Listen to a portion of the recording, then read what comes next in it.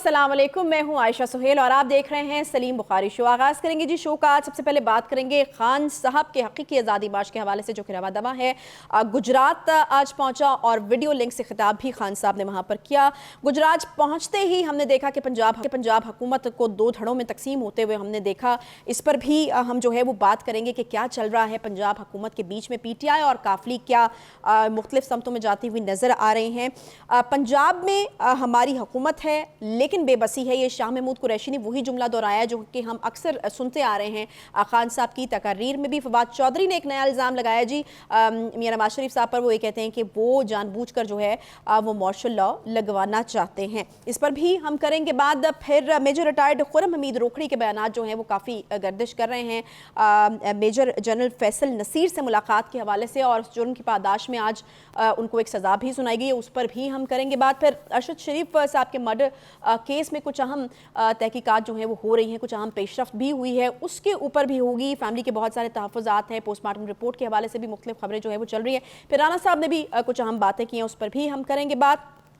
2 से ज़ायद नशिस्तों पर इलेक्शन लड़ने के खिलाफ कौमी असम्बली में जमात इस्लामी के जो रुकन हैं मौलाना अब्दुल अकबर चित्राली, उन्होंने एक बिल पेश किया है। कोशिश करेंगे कि इस पर भी जो है वो हम तफसीली बात करें कि ये किस हद तक दुरुस्त चीज़ है और कितना खर्चा जो है आता है एक सीट पे इलेक्शन लड़ने के लिए और किस हद तक दुरुस्त है उनकी ये बात। अस्सलाम वालेकुम बुखारी साहब, क्या हाल चाल है? आप ठीक ठाक वालेकुम अस्सलाम, आप कैसी हैं? अल्हम्दुलिल्लाह जी बिल्कुल ठीक ठाक। हकीकी आज़ादी मार्च रवा दवा। काफ़ी आज आप एग्रेसिव लग रही हैं वैसे अपने स्टाइल से, तो आगे से भी फिर वही एक्सपेक्ट किया जा रहा है।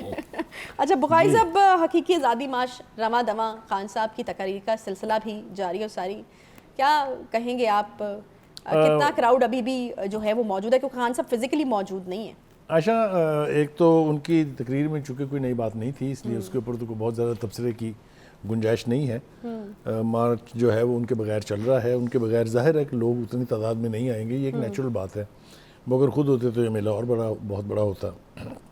लेकिन उनकी इस मार्च के पस मंज़र में जो चीज़ें हो रही हैं उसके ऊपर बात करना मेरे ख्याल से ज़्यादा ज़रूरी और सबसे ज़्यादा मुनासिब है कि हम शुरू में ही उसकी बात कर लें।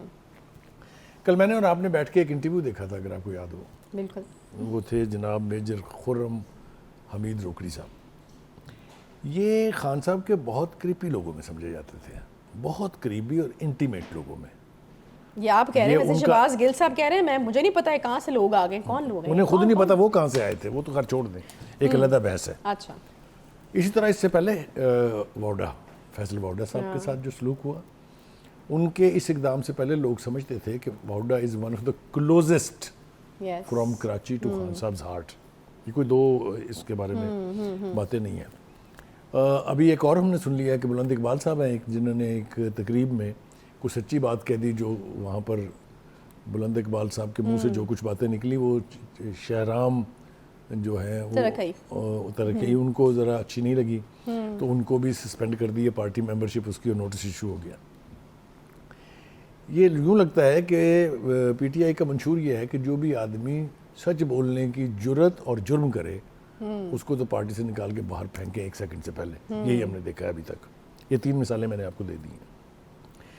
ये कर कौन रोक रहे हैं, इसकी तरफ इशारा किया था कल रोकड़ी साहब ने, अगर आपको याद हो कि एक खुशामदियों का टोला है जो खान साहब के इर्द गिर्द मौजूद है। किसी ढंग के बंदे को करीब आने नहीं देते और कोई ढंग की बात करते नहीं है, और खान साहब उनकी बातों से मुतासर हो के हर वो बात कह रहे हैं जिसको वो सब्सटेंशिएट नहीं कर सकते। अब थोड़ा सा हम क्वालिफाई कर लें कि ये जिस तरफ इशारा किया है रोकड़ी साहब ने, कौन लोग हैं? ये वो लोग हैं जो बसों में भर के लाए गए थे। अच्छा। ये वो लोग हैं जो बसों में ही भर के जाएंगे। अच्छा। क्योंकि मैं आपको एक बात वसूख से कह रहा हूँ कि ये जिन पार्टियों से आए थे उन्हीं पार्टियों में वापस अपने अपने बिल तलाश करेंगे। ये चूहा घुसता है ना बिल में वापस। ये मैं समझूं कि आप खबर दे रहे हैं? नहीं, मैं खबर नहीं दे रहा, मैं आइडेंटिफाई कर रहा हूँ ऐसे लोगों को, नाम ले देता हूँ, ऐसी बात नहीं। आप कह रहे हैं कि ये वापस जाने वाले हैं उन्हीं बसों में? जी, ये अब शुरू हो गया ना। अच्छा। कुछ तो खान साहब वो कहते हैं ना, कुछ तो खिज़ां है बाइसे बर्बादी है चमन, और कुछ बागबां का हाथ भी उसमें ज़रूर है। तो कुछ लोग तो वैसे जाएंगे बसों में भर के, कुछ को खुद निकाल रहे हैं खान साहब इन्हीं लोगों के कहने पे। सही। अब देखिए ये लोग जो है ना क्वालिफाई करते हैं फसली बटेरे, मैं इन्हें कहना नहीं चाहता इसलिए कि लफ्ज़ मुझे अच्छा नहीं लगता, बट माइग्रेटरी बर्ड कह लेते हैं हम इनको। ये माइग्रेटरी बर्ड्स की तरह से 4-4, 5-5 पार्टियां बदले हुए लोग हैं یہ شاہ محمود قریشی صاحب بتائیں مجھے اس سے پہلے کس کے وزیر خارجہ تھے؟ پیپلز پارٹی کے. فواد چودھری صاحب کس کے تھے؟ پیپلز پارٹی کے. پھر مشرف صاحب کے. اینڈ میں شروع ہو جاؤں گا تو پھر نام پہ نام لیتا چلا جاؤں گا. تو یہ لوگ جو ہیں یہ اسی طرح کے. ہاں, اور پھر میں آپ کو ایک اور بات بتاؤں کہ خان صاحب نے آج 2-4 باتیں اور ایسی کی ہیں جس کے اوپر تبصرہ کرنا بہت ضروری ہے. اچھا, اس پہلے بخاری صاحب اگر آپ مائنڈ نہ کریں, کیونکہ میری ذرا سوئی اٹکی ہوئی ہے ان ملاقاتوں کے اوپر, کیونکہ ہم دیکھتے ہیں کہ اس طرح کی کوئی بھی چیز ہوتی تو خان صاحب اسے ڈینائی نہیں کرتے ہیں. یہ پوائنٹ نوٹ کرنے والا ہے, بندے کو اٹھا کے وہ باہر پھینک دیتے ہیں. اچھا, اب ان ملاقاتوں سے ڈینائی نہیں کیا گیا, یہ تو پھر سارا جو آپ ایک انٹرنیشنل میڈیا کے سامنے بھی بار بار ایک ہی راگ الاپ رہے ہیں کہ میجر جنرل جو ہیں وہ ان لوگوں میں شامل ہیں, یہ ساری چیزیں بول رہے ہیں آپ, بہت اوپنلی بول رہے ہیں, لیکن اس کے بعد پھر ملاقاتیں بھی آپ کرنا چاہتے ہیں, ملاقاتوں کا سلسلہ بھی جاری رہتا ہے. حملے کے بعد بھی ملاقات کے لیے کہا گیا, روکھڑی صاحب نے یہ بھی کہا جس پر میں نے انکار کر دیا, تو یہ کیا ماجرا ہے؟ خان صاحب کا ایک اور پرابلم ہے, ان کی ساری سیاست جو ہے نا وہ کنٹراڈکٹری بیانات کے گرد گھومتی ہے. آج سے 6 سال پہلے 4 سال پہلے جو کچھ انہوں نے کہا تھا, آج کے حالات پہ وہ عین انہی کے خلاف ایگزیکٹلی استعمال کیا جا سکتا ہے. اچھا, جب وہ نواز شریف کو کہہ رہے تھے کہ یہ جو ہے یہ ملک میں مارشل لا لگوانا چاہ رہا ہے اور اس کے لیے یہ کر رہا ہے, وہی سب کچھ آپ کر رہے ہیں. تو ہر ایک صورتحال جو ان کو درپیش آ رہی ہے اب اس کے بارے میں ان کا کنٹراڈکٹری سٹیٹمنٹ ماضی میں ریکارڈڈ ہے. ایک تو وہ یو ٹرن کے حوالے سے تو تھا نا, وہ تو انہوں نے خود ہی کہہ دیا تھا کہ یہ بڑے لیڈر کی نشانی ہوتی ہے. ویسے جو آپ مجھے شو سے پہلے سنوا رہے تھے وہ تو کاپی پیسٹ ہو سکتا ہے. ٹھیک ہے, وہ میں نے کہا نا کہ بہت ساری باتیں کی جا سکتی ہیں, لیکن اس وقت شاید اس کا موقع نہیں. لیکن آپ نے چونکہ یہ رگ چھیڑ دی ہے ملاقاتوں والی, تو اس کے اوپر تھوڑی سی بات کر لیتے ہیں تفصیل کے ساتھ. خان صاحب پہلے تو یہ کہتے تھے کہ ان چوروں سے بات نہیں ہوگی, ان ڈاکوؤں سے میں بات نہیں کروں گا. ان ڈاکوؤں سے بات چیت کی 5 کوششیں آپ کی طرف سے جو ہیں وہ منظر عام پر آ چکی ہیں. جب شاہ محمود قریشی, اسد عمر, فواد چودھری لوگ کسی کو جا کے ملتے ہیں تو وہ آپ کا فیس ہے, کیونکہ آپ ان کی ڈھال کے پیچھے چھپے ہوئے ہیں. لہذا ان کی ملاقاتیں حکومتی PDM کی حکومت کے ارکان کے ساتھ ہوئی ہیں. اچھا, دور کی بات تو نہیں. پھر آپ نے کہا کہ جی یہ جو اس وقت اسٹیبلشمنٹ ہے یہ تو جی بڑی نالائق ہے اسٹیبلشمنٹ, یہ تو مل گئی ہے چوروں ڈاکوؤں کے ساتھ, میری حکومت ختم کرنے کے لیے امریکہ کی سازش کا حصہ بن گئی ہے. یہ سب کچھ آپ کو یاد ہے. لیکن اسی ایڈمنسٹریشن کے بارے میں, اسی اسٹیبلشمنٹ کے بارے میں آپ ذرا ان کے ماضی کے بیانات اٹھا کے دیکھیں. وہ کہتے ہیں جنرل باجوہ سے بڑا ڈیموکریٹ کوئی نہیں. وہ کہتے ہیں جتنی خدمت انہوں نے میری حکومت کی اور جمہوریت کی ہے اس کی کوئی مثال نہیں ملتی. سنا ہوا ہے آپ نے کہ نہیں؟ آپ ایسے تاثر دے رہی ہیں جیسے میں کچھ بول رہا ہوں. نہیں, میں بالکل سن رہی ہوں, میں بلکہ کچھ کہنے لگی تھی وہ آپ بیچ میں جو جرمن میں ہے جو آپ کو سمجھ نہیں آ رہی. اینی وے, سو ان کے بیانات کی بات, وہ آج جو کچھ کہتے ہیں کل شام کو, اگر آج ہی دوپہر کو نہیں تو وہ اس کے بالکل الٹ بات کر سکتے ہیں. یہی ہوا ہے خرم حمید روکڑی کے ساتھ. اس نے ان کی خواہش پر, ان کے کہنے پر, اسی شخص کے ساتھ جس کا نام آپ نے ابھی لیا, میں تو نہیں لوں گا, اس کے ساتھ 3 ملاقاتیں کی. اور خان صاحب کے جو بہت انٹیمیٹ لوگ ہیں, لفظ انٹیمیٹ پہ غور ہو, ان میں سلمان صاحب وہ جو ٹوپی پہن کے آتے ہیں, جو سنگر ہیں, تھے وہ سنگر, آج کل سیاست سنگر ٹرنڈ جو پولیٹیشینز ہیں, وہ ان کے ہمراہ گئے as a representative of Imran Khan. آپ نے کبھی نہیں مانا. پھر اچانک ایک دن آپ نے کہا کہ نہیں, بیک ڈور باتیں تو ہو رہی ہیں, ملاقاتیں تو ہو رہی ہیں. تو خان صاحب کی پوری زندگی کنٹراڈکشنز کے اوپر منحصر ہے. یہ میں آپ کو انتہائی ذمہ داری سے کہہ سکتا ہوں, میں 20 مثالیں آپ کو ایسی دے سکتا ہوں جو انہوں نے آج اگر A بات کہی ہے تو کل اس کے الٹ بالکل B بات کہی ہے. اس کی تفصیل میں جانے کی اب ضرورت نہیں ہے. دیکھیے, دوسری بات یہ ہے کہ آپ نے یہ کہا کہ یہ جو پولیس ہے اس نے FIR اس لیے درج نہیں کی کہ تو سارے لوگ وہ ہیں جو نواز شریف نے بھرتی کیے تھے 1992 میں. او بھائی خان صاحب, خدا آپ کو عقل دے, تو 2002 اور 2007 کے درمیان جو چیف منسٹر تھے پرویز الہی صاحب, جو لوگ انہوں نے پولیس میں بھرتی کیے تھے, کیا وہ ان کے ذاتی ملازم ہو گئے؟ آپ نے اپنے 4 سال میں مختلف اداروں میں جو لوگ گھسیڑے ہیں, کیا وہ آپ کے ذاتی ملازم ہیں؟ کہ بھی دوسری کسی پارٹی نے کہا کہ آپ کے رکھے ہوئے لوگ ذاتی ملازم ہیں آپ کے. بھرتیاں تو ہر حکومت کے دور میں ہوں گی نا. وہ بیوروکریٹ ہے, اسٹیٹ کے ملازم ہیں, وہ ذاتی ملازم نہیں ہوتے. دوسری غلطی آپ یہ کر رہے ہیں کہ آپ ججوں کے بریف کیس کا تذکرہ بڑے تمطراق سے فرماتے ہیں اور پوری جوڈیشری کو کرپٹ قرار دے دیتے ہیں. آپ بائی ڈیفالٹ کہہ لیں یا بائی انہیں سمجھ میں نہیں آتی کہ میں کیا کہہ رہا ہوں.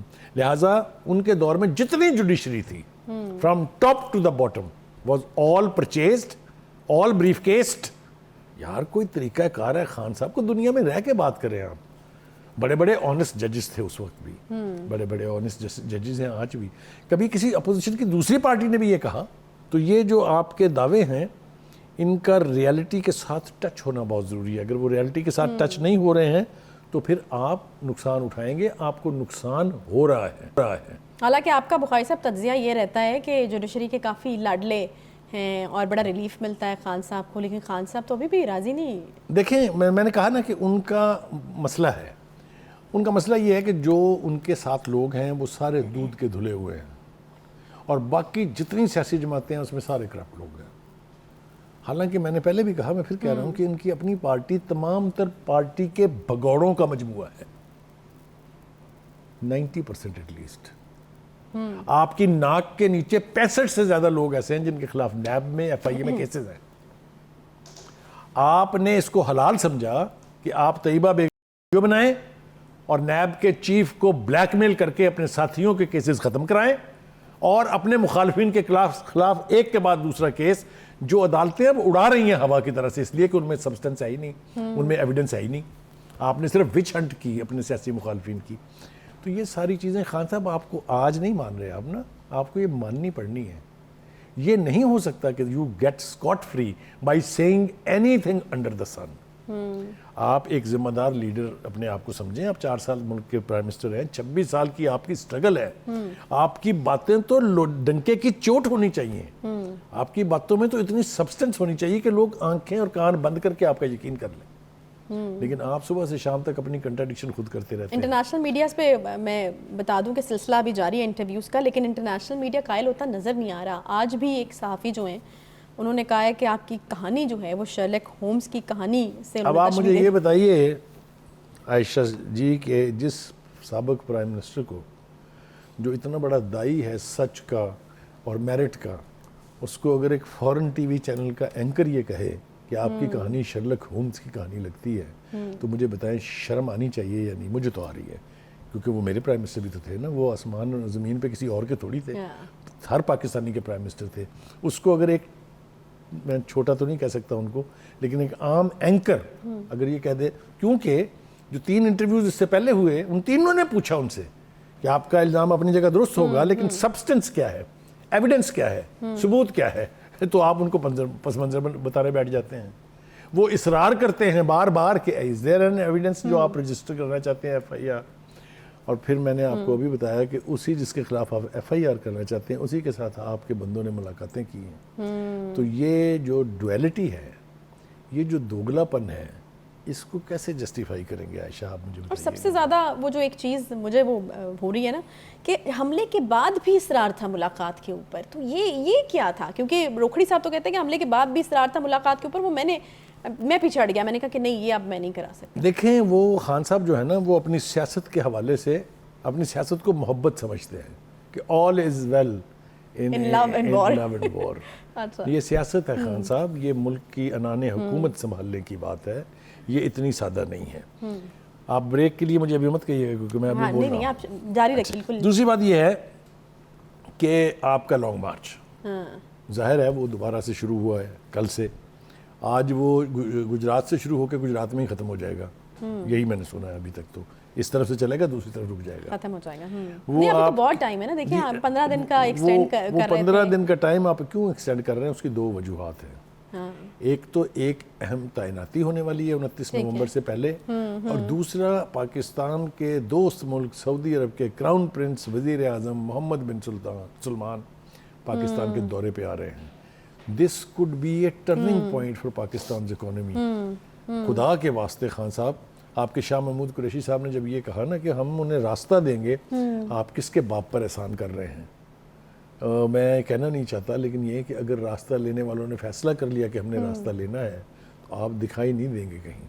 सही। अच्छा, आज एक और इम्पॉर्टेंट चीज़ और काबिल गौर चीज़ जो हुई गुजरात पहुंचते ही, जो वहाँ पर देखा गया, वो ये कि पंजाब हुकूमत जो है वो 2 धड़ों में तकसीम होती हुई दिखाई दी। PTI के जो सिटी MP थे सलीम सरवर जोड़ा, उनके जो हैं वो उतारे गए बिल बोर्ड्स, اور تمام جو فلیکسز تھے اور جو مونس الہی صاحب اور چودھری پرویز الہی صاحب ہیں ان کے لگائے گئے، تو وہاں پر بھی یہ کیا ڈویژن ہے؟ دیکھیے خان صاحب، مسئلہ چل رہا ہے کچھ اندر گڑبڑ؟ خان صاحب جو ہیں اس ایک غلط فہمی کا شکار ہیں. ان کا خیال یہ ہے کہ ان کی وجہ سے پرویز الہی صاحب کی چیف منسٹری ہے، وہ اگر نہیں چاہیں گے تو وہ نہیں ہوگی. یہ بھول ہے ان کی، اس لیے کہ اگر پرویز الہی صاحب اور ان کے 10 لوگ نہ ہوں تو ان کی حکومت بنتی نہیں ہے یہاں. اور اگر یہ مجبوری نہ ہوتی تو وہ ہوتے بھی نہ. نہیں، اور گجرات جس کو پنجابی میں کہتے ہیں ان کی جو ہے، ان کی ہارڈ کور ہے، ان کا ٹھیا ہے. وہاں ان کی ہی سیاست چلے گی اور چلنی بھی چاہیے اصولی طور پر. ان کے ایم پی ایز کے بل بورڈ اگر آپ اتاریں گے اور اپنے لگائیں گے یا دو طرف لگ جائیں گے تو جو آپ کے اندر کا اختلاف ہے، جو آپ کے اندر کی خلیج ہے، وہ ظاہر ہو رہی ہے لوگوں کے اوپر جو وہاں دیکھ رہے ہیں. صحیح. دوسری بات یہ ہے کہ یعنی مارچ میں لوگ کتنے ہیں. ایک اور چیز لوگوں کی بھی ہم بالکل بات کریں گے، لیکن وہاں پر جو بلین ٹری سونامی والوں نے درخت کاٹے ہیں وہاں پہ کیونکہ کنٹینرز کے لیے یا راستہ بنانے کے لیے. ہر بدت جو ہے وہ عمرانی قافلے میں جائز ہے. اچھا، اس کا جواب میرے خیال کوئی میں نہیں روک کافی سکتا. حد تک لاجیکل ہے. یہی حرکت پہلے بھی کی تھی، اگر آپ کو یاد ہو. رحیم یار خان میں جو گراؤنڈ تھی اس کے سارے درخت کاٹ دیے تھے. یہ ان کا حق ہے، اس لیے کہ وہ سونامی ٹری جو آج تک وہ ثابت نہیں کر پائے. وہ کہہ بھی چکے ہیں کہ رستے میں آنے والی ہر رکاوٹ جو ہے ایبسلیوٹلی وہ درخت بھی رکاوٹ ہوں گے. تو جی ظاہر ہے وہ اسی لیے انہوں نے کاٹ بھی. ایک چھوٹا سا بریک لیں، پھر مجھے پتا تھا آپ نے کیا کرنا ہے. ٹھیک، ایک چھوٹا سا بریک لیتے ہیں یہیں پر جہاں سے سلسلہ رکا ہے، وہیں سے اس کا آغاز کریں گے. ساتھ رہیے گا.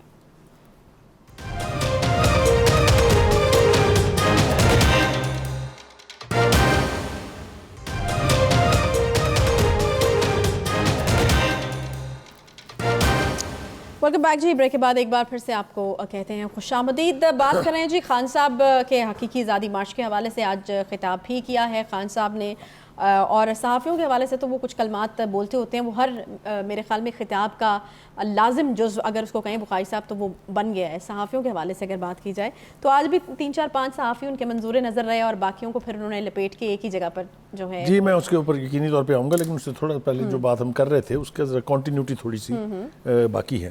دیکھیے خان صاحب کو یہ غلط فہمی ہمیشہ رہی ہے کہ وہ 2018 کے الیکشن میں ووٹ کے بلبوتے پر اقتدار تک پہنچے تھے. یہ غلط فہمی ان کی دور ہو جانی چاہیے، اس لیے کہ اب کوئی ایسا شخص نہیں ہے جس کو نہیں پتا کہ اس وقت کیا ہوا تھا، کس طریقے سے سسٹم کے اندر پینیٹریشن کر کے اس وقت کی اسٹیبلشمنٹ نے ان کو الیکشن جتوا کے ایوان اقتدار تک پہنچایا تھا. یہ ان کے ووٹر اور ان کے ورکر نہیں تھے. خان صاحب احسان فراموشی کی نئی تاریخ رقم نہ کریں. عدلیہ اور اسٹیبلشمنٹ، اور اگر میں ڈیئر کروں تو فوج، کہ آپ پر بہت احسان ہے. اگر کسی اور پارٹی کے لیڈر کے اوپر فورن فنڈنگ کا، توشہ خانے کا اور توہین عدالت کا کیس ہوتا تو ان کو ایسی سزائیں ملتی کہ ان کی نسلیں یاد رکھتی. آپ کو کسی نے نہیں پوچھا، ابھی تک نہیں پوچھا. آپ کو ابھی تک پروٹیکشن حاصل ہے. فواد چودھری صاحب ہیڈ دا گٹس ٹو سے کہ نواز شریف ماشاء اللہ لگوانا چاہتے تھے. آپ مجھے یہ بتائیے کہ جس شخص نے 4-5 چیف آف آرمی سٹاف کے ساتھ پنگا لیا ہو وہ مارشل اللہ لگوائے گا؟ اس کے کہنے میں مارشل اللہ لگے گا؟ مارشل اللہ لگوانے کی ہر حرکت آپ کر رہے ہیں. آپ نہ بیوروکریسی کو کہتے ہیں کہ وہ ٹھیک کام کر رہی ہے، نہ آپ کہتے ہیں عدلیہ ٹھیک کام کر رہی ہے، نہ اسٹیبلشمنٹ ٹھیک کام کر رہی ہے. آپ کے نزدیک تو nothing is right in this state of Denmark. لہٰذا تھوڑا سا خیال کریں. ابھی بھی عدالتیں آپ کو بہت ریلیف دے رہی ہیں. آپ ابھی بھی ان کی محبت سے سرشار، آپ کی محبت میں وہ لوگ کیا وجہ کیا ہے؟ آپ کہہ تو رہے ہیں کہ اس کی وجہ یہ ہے کہ میرے خیال سے ایک جو بیسک تھیم تھی اس کی کہ ایک تیسری قوت کو آزمانا چاہیے، چونکہ باقی کی 2 مین سٹریم پولیٹیکل پارٹیز ایک طویل عرصے تک آزمائی جا چکی ہیں.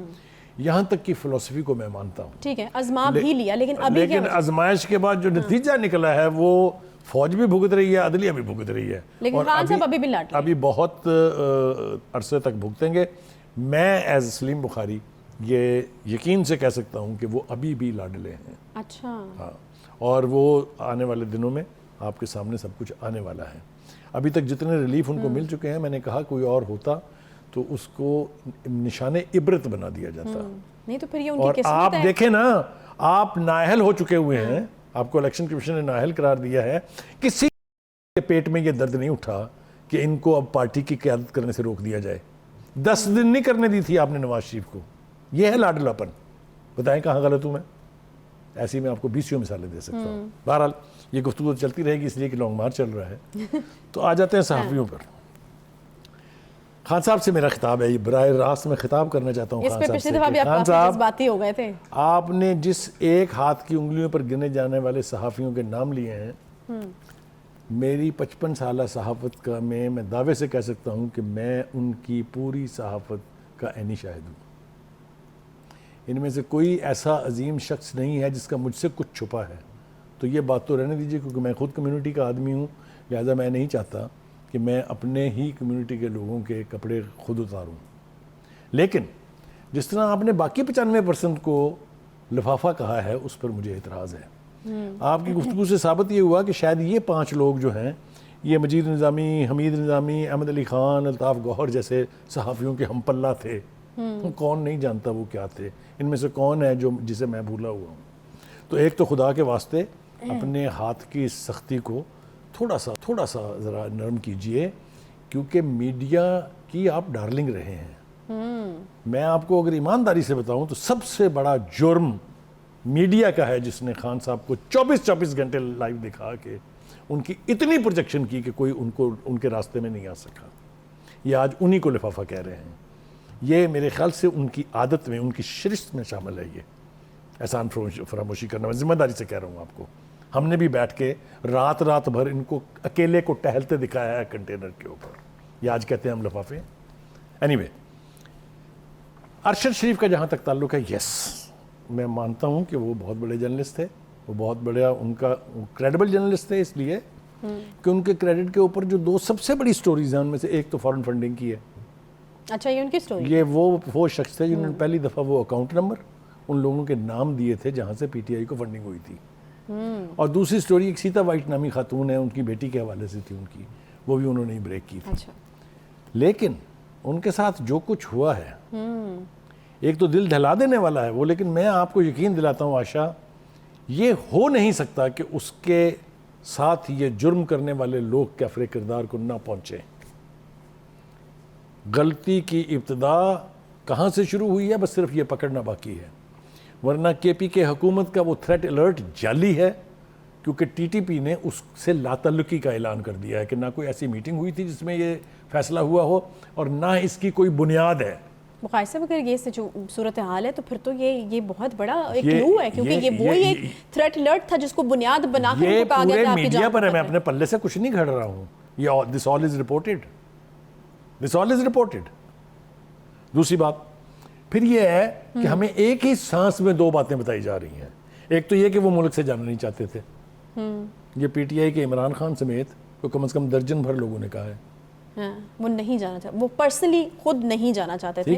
لیکن پھر عمران خان صاحب نے کہا, 1 سے زیادہ مرتبہ میں نے بھیجا انہیں. میں نے پہلی دفعہ کہا آپ چلے جائیں, آپ کو تھریٹ ہے, وہ نہیں گئے. پھر میں نے ان کو دوسری دفعہ کہا کہ آپ جائیں, اور میرے کہنے پر, میرے مجبور کرنے پہ وہ گئے باہر. یہ دوسرا کلو ہے. اور تیسرا کلو یہ ہے کہ اگر حکومت اس حوالے سے ڈیفینسو پر ہوتی, وہ یہ کہتی نہیں جی ان کے ساتھ تو کوئی تشدد نہیں ہوا, جی نہیں ان کو تو قتل بھی نہیں کیا گیا. حکومت بمانگے دہل کہہ رہی ہے کہ ہی از مرڈرڈ, کولڈ بلڈڈ مرڈر. اور if Rana Sanayullah is to be believed, وہ یہ کہہ رہے ہیں ہمارے پاس بہت سارے واضح ثبوت ہمارے ہاتھ لگ گئے ہیں. اچھا, کچھ مزید ہم کوشش کر رہے ہیں کہ مل جائیں. جو بھی اس میں ملوث ہے وہ بہت جلد سر عام آپ کو نظر آئے گا. اور یہ پھندا کس کے گلے میں ڈلے گا, ابھی تو لوگ بڑھ بڑھ کے باتیں کر رہے ہیں نا, دعوے کر رہے ہیں. تو بخاری صاحب کیوں ان کی فیملی کو کیوں نہیں لیا جا رہا ہے اعتماد میں؟ بیکاز ان کا تو بالکل بہت عدم اعتماد ہے. وہ کہہ رہے ہیں کہ ہمیں کہیں سے امید نہیں ہے. اگر اس طرح کی کوئی تحقیقات ہو رہی ہیں, رانا ثناء اللہ صاحب جو ہیں ان کی ٹیمیں ہیں, کمیٹی بھی ہم دیکھ رہے ہیں کہ بنی ہوئی ہے, تو ان کو کیوں اعتماد میں نہیں لیا جا رہا؟ وہ تو بہت زیادہ ہوپلیس ہیں اس چیز کو لے کر کے, اور جس طرح کہ ان کی پوسٹ مارٹم رپورٹ جو ہے وہ بھی نہیں ان کو دی جا رہی. گزارش یہ ہے کہ وہ آج کل ہماری بہت دلی ہمدردیاں ان کے ساتھ ہیں. ان کے بیٹے کے ساتھ اتنا بڑا ظلم ہوا ہے, لیکن وہ کن کے انفلوئنس میں ہیں اور کن کے کہنے پر کیا بیانات دے رہی ہیں وہ اپنی جگہ ہے, ان کو حق حاصل ہے وہ جو بھی کہیں, اس لیے کہ وہ مظلوم ہیں اور ان کے بیٹے کے ساتھ یہ زیادتی ہوئی ہے. لیکن پہلا الزام یہ تھا کہ جی ہمیں پوسٹ مارٹم رپورٹ نہیں دی جا رہی. آپ کے سامنے ہے کہ پیمز جو ہے ہاسپٹل, اس کے اس ڈائریکٹر نے جو انچارج ہے پوسٹ مارٹم کا, اس نے کہا ان کی فیملی نے ہم سے اب تک رابطہ نہیں کیا.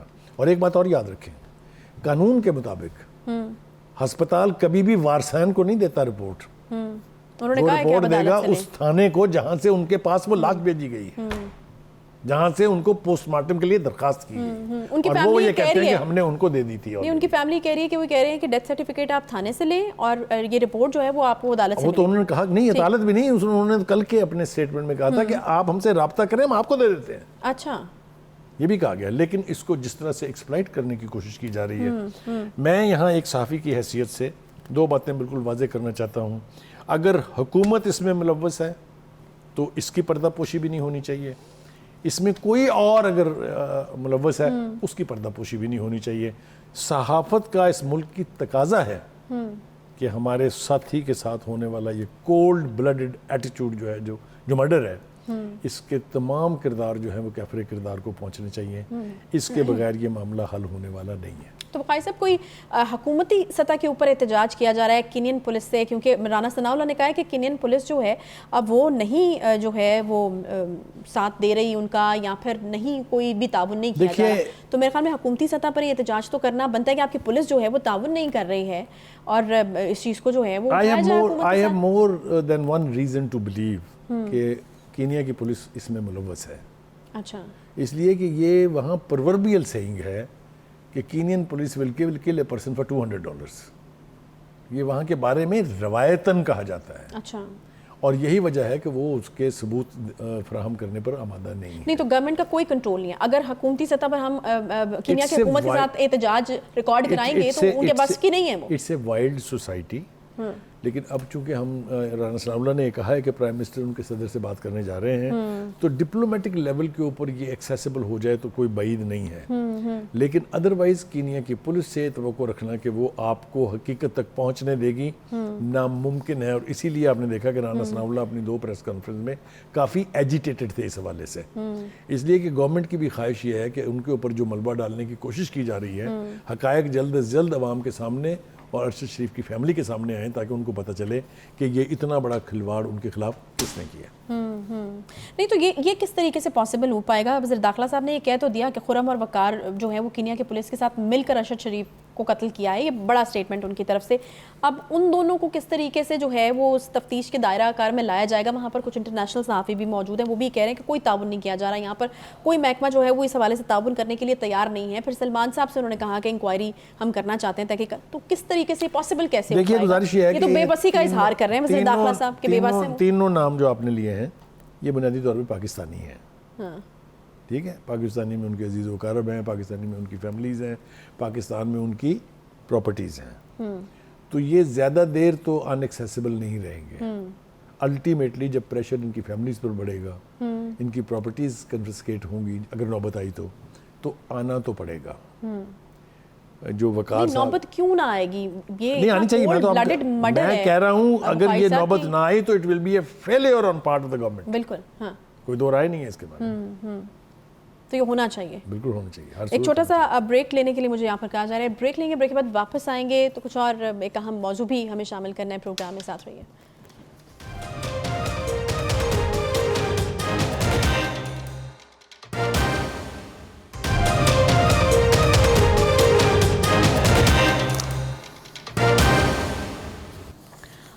Welcome back. بریک کے بعد آپ کو خوش آمدید کہتے ہیں, اور بات کرنی ہے پروگرام کے اس حصے میں ہمیں ایک بل کے حوالے سے جو کہ جماعت اسلامی کے رکن مولانا عبدالاکبر چترالی صاحب نے پیش کیا ہے. اور بل ہے جی اس چیز کے اوپر کہ 2 سے زائد نشستوں پر الیکشن لڑنے کے خلاف جو ہے یہ بل پیش کیا گیا ہے کہ 2 سے زائد نشستوں پر الیکشن لڑنا جو ہے اس کی اجازت نہیں ہونی چاہیے. اور یقیناً آپ کو یاد ہوگا کہ پی ٹی آئی کے جو چیئرمین ہیں عمران خان صاحب, انہوں نے بیک وقت 7 نشستوں سے انتخابات لڑا تھا.